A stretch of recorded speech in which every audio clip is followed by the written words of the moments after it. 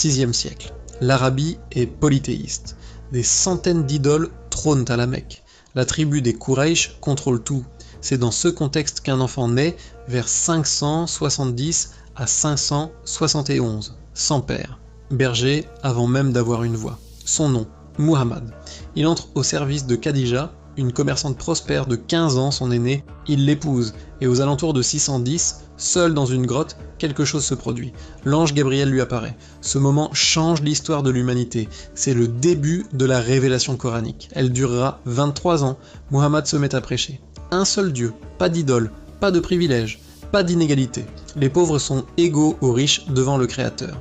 Les chefs Quraysh comprennent immédiatement ce que cela signifie pour leur pouvoir. La persécution commence.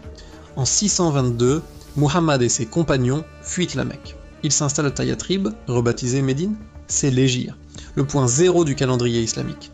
Ils y restent 8 ans. En 630, ils reviennent en conquérant. Muhammad entre dans la Mecque, détruit les idoles et instaure le pèlerinage tel qu'il existe encore aujourd'hui. 2 ans plus tard, il meurt, sans successeur désigné. Ce vide déclenche la première grande fracture de l'islam. Et qui doit prendre la tête de la communauté ?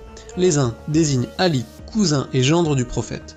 La majorité choisit Abou Bakr, compagnon fidèle. Il devient le premier calife. Ce désaccord existe encore. Les chiites, majoritaires en Iran et en Irak, descendent de ceux qui ont choisi Ali. Les sunnites représentent 90% des musulmans dans le monde. C'est sur eux que nous nous concentrons. La foi sunnite repose sur 6 piliers fondamentaux. La croyance en un Dieu unique. La croyance en ses anges, ses prophètes, ses livres révélés. La croyance en la prédestination.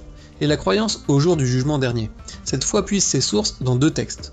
Le Coran, parole directe de Dieu révélée à Muhammad. Et la Sunna, les actes et paroles du prophète qui viennent préciser et éclairer le Coran. La pratique sunnite se structure autour de 5 piliers concrets. La shahada, profession de foi. La salat, prière rituelle 5 fois par jour. La zakat, aumône obligatoire. Le saum, jeûne du ramadan. Et le hajj, pèlerinage à la Mecque. 5 fois par jour, des centaines de millions d'hommes et de femmes s'arrêtent, se tournent vers la Mecque, vers la Kaaba, et prient. La prière du vendredi est collective, les mosquées se remplissent, le prêche résonne, 2 fêtes structurent l'année. L'Aïd al-Fitr marque la fin du Ramadan. L'Aïd al-Adha commémore la foi d'Ibrahim, prêt à sacrifier son fils Ismaël par obéissance à Dieu. Aujourd'hui, l'islam compte 1,6 milliard de fidèles. 2e religion mondiale, présente sur tous les continents, principalement en Asie.